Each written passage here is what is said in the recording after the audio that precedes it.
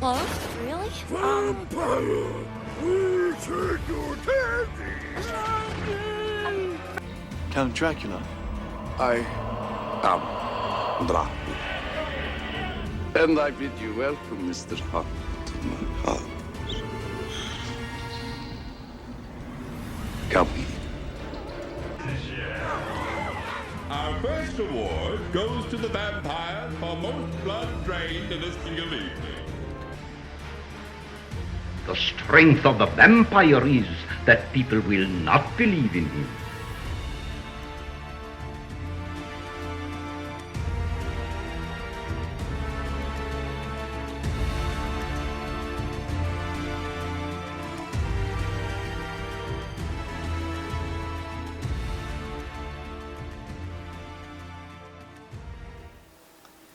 Happy Valentine's Day to my YouTube viewers.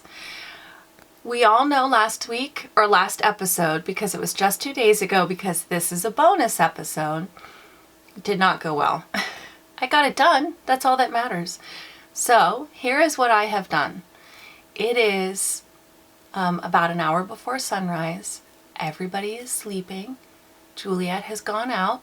She has a bone. Everything's calm. I've turned down the heat so it won't kick on.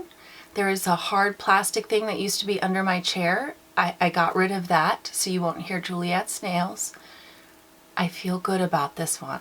Okay, so let's go ahead and get started while everything is perfect. Famous last words, right? Good evening, my fellow vampire lovers.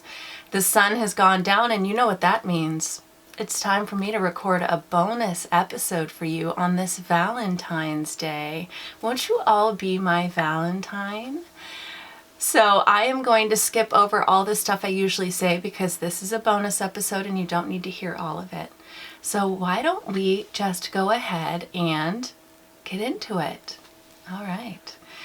I don't normally do this. First off, massive spoiler alert. If you have not listened to this podcast, I will ruin everything for you. Normally, I make you wait until the end to hear what I think, but I want to encourage you to watch this movie before you listen because it's so much fun, and it would be even more fun if you didn't know what was going to happen. So, I'm going to give you a second to pause. Okay, if you're back, that means that you went and you watched it. If you didn't go anywhere, either you've already seen it or you don't care, you just want to hear me talk about it, and that's fine. Blood-sucking bastards. This movie I happened to stumble across. I don't know how I had never heard of this one. I adore horror comedies, so I'm very surprised I didn't know about this one. But in all of the Pedro Pascal edits, there was a quick snippet of him as a vampire, and I went, what? Tracked it down and watched it, and I'll tell you what, I was not disappointed. So I have to stop saying so much. I'm gonna work on that, okay? Bear with me. Let's do the summary so you know what's happening if you haven't seen the movie, or if you saw the movie and you were so mesmerized by Pedro that you missed the whole plot. Let's go ahead and talk about it. At the office where they work together, acting sales manager Evan Sanders talks to his slacker friend and coworker Tim about an upcoming presentation for the Phallicite account. After an awkward moment between Evan and head of HR Amanda in the break room, Tim explains to coworkers Andrew and Mike that Amanda said "I love you" to Evan, and Evan's response was, "No." Branch president Ted Plunkett passes over Evan for a promotion and instead hires Max Phillips as the new sales manager. Max went to college with Tim and Evan and Evan had him kicked out of college after Max slept with his girlfriend. Max moves into Evan's office and starts hitting on Amanda. In the office alone playing video games after hours, Mike is killed in one of the bathroom stalls. Evan finds Mike's body the next morning, but it is gone by the time he alerts everyone. Max secretly turns office employee Dave into a vampire. Formerly passive Dave becomes aggressive in demanding that everyone pays him what they owe him for the office sports betting pool. Anxious to complete his phallocyte presentation, Evan uses Zabeth, who harbors a crush on him, to retrieve files from the basement, but Zabeth is attacked and turned into a vampire. Evan convinces Andrew to work late with him. Andrew goes to the basement and is attacked by Zabeth. Meanwhile, Evan searches Max's office, finding photos of Amanda and personnel files where each employee is marked with either a X, a circle, or a check. Andrew returns upstairs and seemingly drops dead in front of Evan. Evan hides in a supply closet. Determining that Max is behind all of the murders, Evan calls Amanda with a warning, but Max answers the phone and taunts him. Evan passes out eventually, and Tim, Ted, and Max find Evan in the morning. Andrew returns as a vampire and presents the completed phallocyte presentation to the bosses. Ed admonishes Evan for not finishing it himself. However, Max strongly defends Evan to protect Evan's job. Evan tries to convince Tim that vampires have overtaken the office. Tim reveals several odd events he witnessed that corroborate Evan's wild claim, including Max turning administrative assistant Elaine into a vampire. I'm smiling because I'm remembering the scenes as I'm talking. Amanda still refuses to believe that anything supernatural is going on. Evan worries that Max will turn her into a vampire like the other employees. Evan and Tim go to the security guard Frank for help. Frank reveals that he was with Tim when they witnessed the ongoing vampire activity. The three men go to Frank's car for weapons and discover that Frank's vehicle was robbed. The janitor then reveals himself as a vampire by attacking Frank. Frank recovers and stakes the janitor through his heart, killing him. Evan, Tim, and Frank return to the office and discover that all the employees are now hard-working vampires. The men arm themselves with office supplies before confronting Ted, Max, and Andrew in Ted's office. Amanda is also present. Ted reveals that he knew Max was turning everyone into vampires and that he sanctioned it so the employees' performance would improve. Evan reveals the files he found in Max's office, proving that Max planned to kill Ted. Ted begins to act, but before he can, Max snaps his neck. Max and Andrew allow the three men to leave Ted's office with Amanda, but they are surrounded by the vampire employees. After a long battle, all of the vampires are killed. Max calls in the legal team, who is also turned into vampires, as reinforcements. He then compels Amanda back to Ted's office and leaves the three men to continue fighting. Andrew kills vampire Dave because he never really liked him and ends up in a confrontation with Tim, during which they decide how their face-off should end. Frank dies combating the vampires from legal. Evan returns to Ted's office where he and Amanda ultimately kill Max. Afterwards, Tim finds Evan and Amanda covered in blood making out amidst the carnage. The three of them calmly leave the building as day breaks. A cleaning woman arrives at the grisly scene and then is attacked and bitten by Andrew. You see, I'm smiling because I'm replaying the scenes in my head. It's so good. All right, the cast.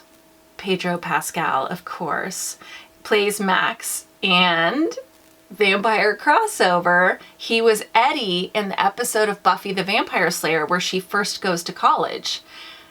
Buffy Vampire Slayer fans, go check that one out. Then we have, I didn't write his name down, but it's coming to me. Fran Kranz as Evan, also a vampiric crossover. He was in Rise Blood Hunter. And then Joey Kern as Tim, who was phenomenal. My favorite game, how many of these actors were also in Supernatural? The answer is 1.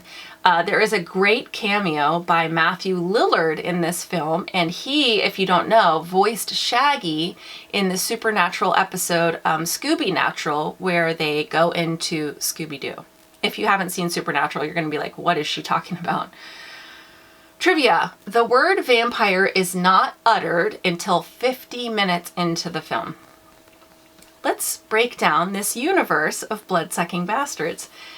Their relationship to humans. Like many vampires, these are not known at first, but eventually it becomes clear, whether you're turned or eaten or figure it out, that vampires exist and they are all around you. Appearance. After being turned, they do look human. However, a lot of them are paler, or you'll notice they made it clear who was turned by either paling them down or sexing them up.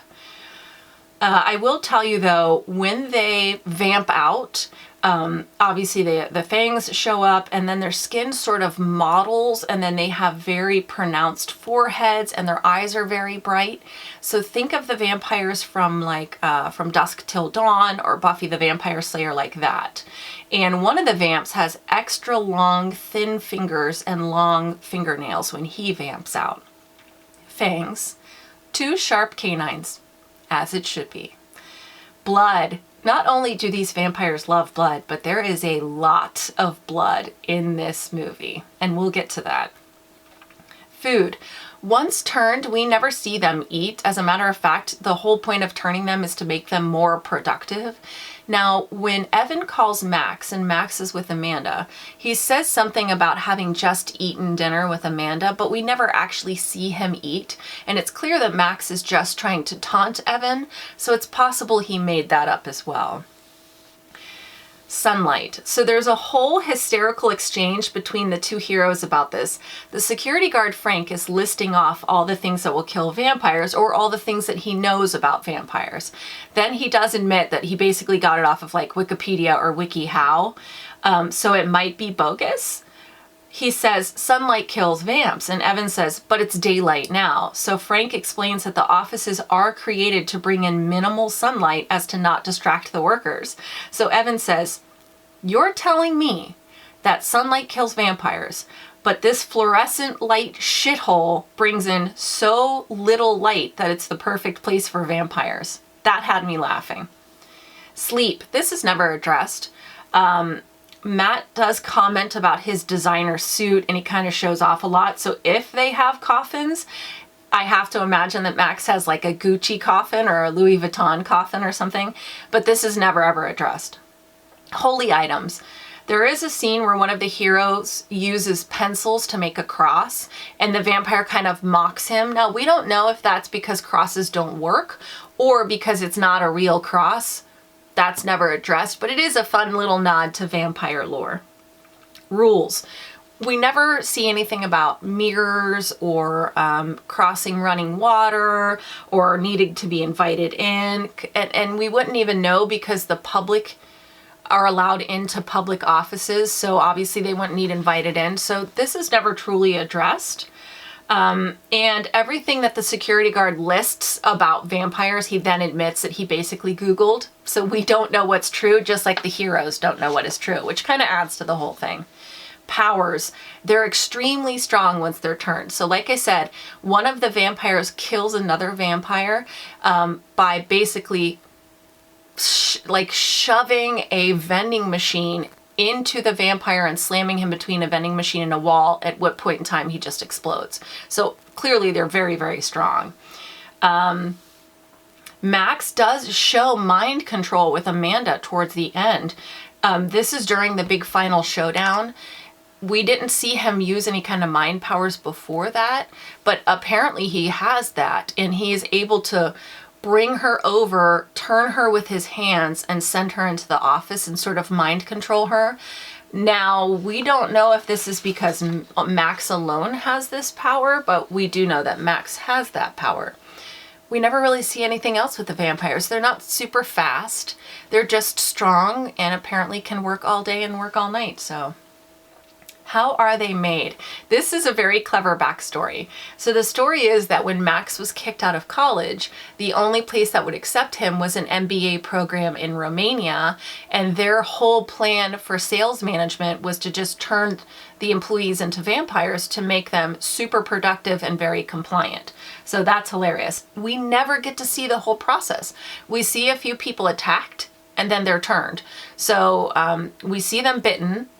We don't know if they just need a bite or if later on off screen they're fed vampire blood. We have no idea. But we do know that clearly there can be a master vamp because Max is clearly the master vamp, but we don't know what makes him a master vamp. Obviously he hasn't been a vampire very long because he and Evan went to college together. So I don't know why he's the master. Maybe once you make progeny, you become a master.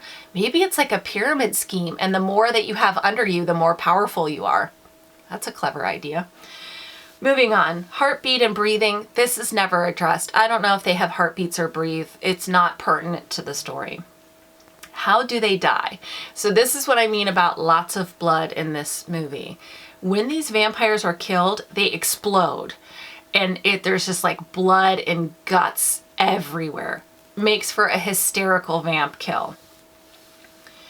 We see staking, we see beheadings, and my favorite, being slammed between a wall and a vending machine. So those are the ways that we see them die. Again, I have to say that Frank lists a bunch of things, but we don't know for sure because we don't see it. One of the funniest things was, like I said, they're using office supplies. So you know that paper like cutter, the long cutter, they had them at school, they have them in offices. I don't know what they're called. Somebody is screaming at the screen right now. But they break that blade off and use it to slice off the vampires' heads. Hysterical. Are they good or are they bad? So they are presented like once they turn, they're bad. However, there is that one vampire that helps the heroes. But at the end, he takes over the office as the manager and starts turning people again. So we don't know that he did that to save people. He might have done it for selfish reasons. I'm going to say these vamps are bad. Tropes I love and tropes I hate. This was a tough one. It's tough when you love a movie to like really be critical about it. I will say I absolutely love when they somehow work Romania into it. I know it's a trope. I know it's cheesy. I know it's stereotypical, but I love it. So when Max said I went to college in Romania, I like whooped. I love when they do that.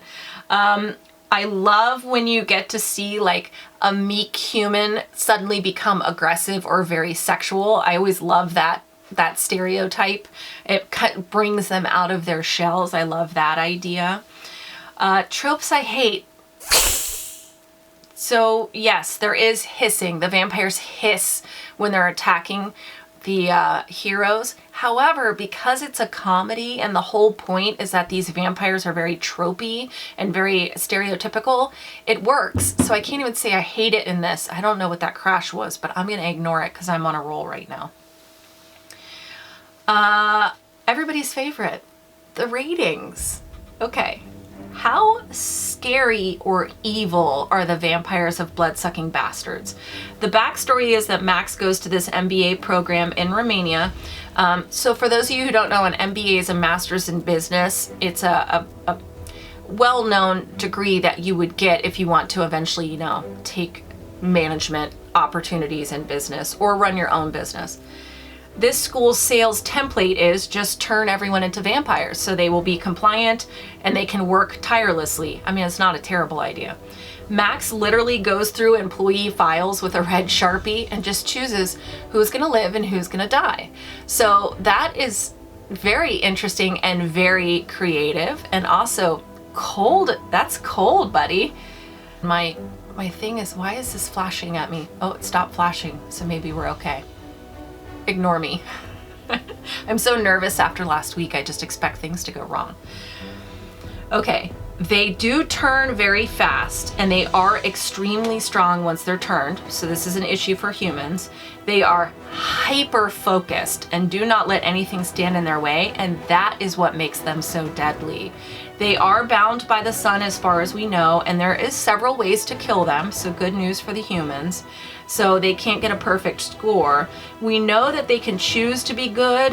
At least the remaining vampire did spare his friends. However, it seems like he possibly did that for his own reasons, which is also very cold. The big reason they lose points is because ultimately they are bested by a handful of slackers. However, for a comedy, these vampires get a very impressive score of 7.5 out of 10 stakes to the heart for how evil and scary they are. Very impressive. Good job, Max. Solid vampires. How sexy or alluring are the vampires of Blood-Sucking Bastards? We all know how sexy Pedro Pascal is, but we have to do this objectively, okay? This is science. This is very serious. So let's break it down. We know these vampires are very sexual because Zabeth becomes extremely sexual when she is turned. She becomes bold and sensual. I'm pretty sure she's bisexual as well because she kind of hits on Amanda but then threatens her at the same time. Okay. And I believe it's Andrew, after he's turned, says, yeah, we had this amazing vampire orgy last night. It's awesome. So we know they're very sexual. We never actually see them have sex. We do see Zabeth use sex to draw someone in, but before things even really get started, she bites his lip. So if you're into that, it's very sexy, but then she attacks him. And she even says, like, I'm gonna scream you, or no, I'm gonna scream you. I'm going to make you scream and then screw you. She uses the F word. I'm going to make you scream and then screw you, and I didn't say in which order. Holy moly. That being said, the male vampires don't seem like they're overtly sexual after they're turned. It's really with the women that they do that. And while Max has this like mind control power, he doesn't have an unspoken allure. He hits on Amanda several times before he uses mesmerization, and she's not into it at all. So clearly he doesn't have some kind of overpowering allure. I have a feeling that these vampires, even Max, would choose work over sex. Probably choose blood over sex as well, which I can respect, but it also brings your points down. So I would say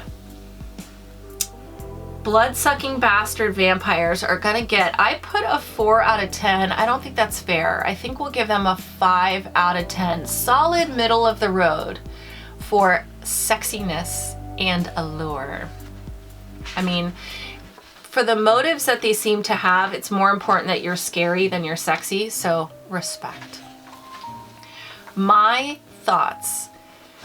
One of my favorite things about doing this podcast is meeting all of you and getting the comments from you, but also discovering gems. I have many times told you that I suffer through movies for you because I made a commitment and I'm gonna finish it out. This was such a delight. I absolutely loved it. It doesn't happen often, but I struck gold with this one. I love a good horror comedy. One of my favorite movies is Cabin in the Woods, if you haven't seen it, and Fran Kranz is also in that one, and it has that same sort of feel to it. It was so well done. I initially watched it free on Amazon Prime with commercials, so you can go watch it free right now. However, after I watched it, I bought it, and then I watched it again. So I will absolutely be watching this one again. I have to say, the story and the writing are phenomenal. The actors kill it, no pun intended. There is not a single weak actor in the bunch. If you guys understand the phrase ensemble cast, this is an ensemble. Everybody nails their part and every part is important to the whole. The chemistry amongst all of them, what feels like camaraderie is so well done, it's so believable. Everyone gives it 100%. I have to give, I don't want to tell you a lot because I want you, and I normally don't do this. Normally I'll tell you everything. I want you to go watch it, and I want you to watch it as pure as you possibly can. But shout out to 2 things. When the security guard calls the vampires puncture monkeys, I fell over. I will absolutely work that phrase somehow into my conversations. Puncture monkeys. Feels offensive for vampires, but also I know when to laugh, and that is funny. Now, for somebody who's been in leadership, did leadership for years, understands everything that happens behind the scenes. Max is a manager. I was howling. Whoever wrote this had to have been in the corporate life at some point, because he says during the big fight, Andrew is questioning, like, should I jump in? Should I help them? And Max says, no, I want you to learn to delegate. which made me laugh. And then later on he says, you learn how, he's yelling at the vampires about what should, they're looking at him like, what do we do? And he says, people, you have to learn how to take the initiative if you don't want me to micromanage. Fell over laughing. Anybody who's been in leadership, been in corporates, you know how hilarious that is. Died laughing. No pun intended. Okay. Like I said, normally during my thoughts, I have more to say, especially with something I loved so much, but I want you to watch it. If you haven't watched it, please do yourself a favor and go watch it. And if you watch it and you hate it, I'm sorry, but this is one I will be recommending to people who don't necessarily love horror or being scared, but love to laugh. I will be recommending this to people. I think this is a great vampire film for people who don't necessarily love vampires. Everybody knows about vampires. Everybody knows the lore. They know the stereotypes.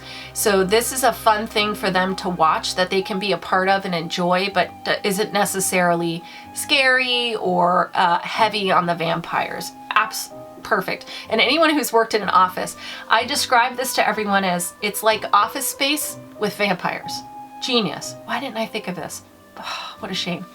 Anywho, Pedro Pascal will never see this, but if he ever does, chef's kiss.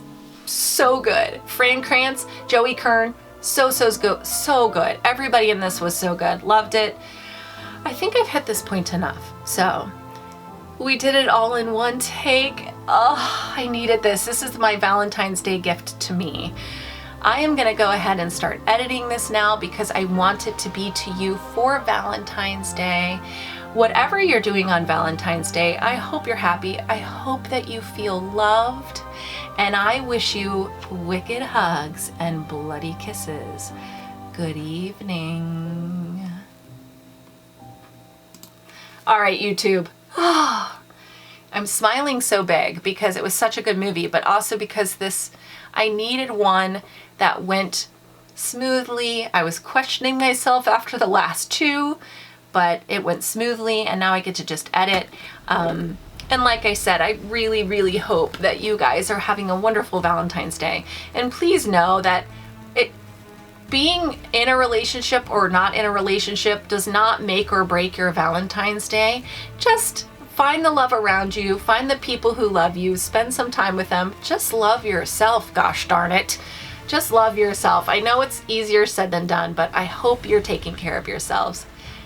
Happy, happy, happy Valentine's Day. Thank you to everybody who's been watching this. For those of you who don't know, I even lost track of where I'm at. Oh, next week is Lair of the White Worm. This one I believe I found on Amazon Prime. I think it was $2.99 to rent. I think it's also on Xfinity On Demand or whatever your cable provider is. I'm sure you can find it if you want to watch it before you watch this. Lair of the White Worm. And I didn't record that on the podcast, so whoever took the time to watch the video gets to know that now. All right, everybody.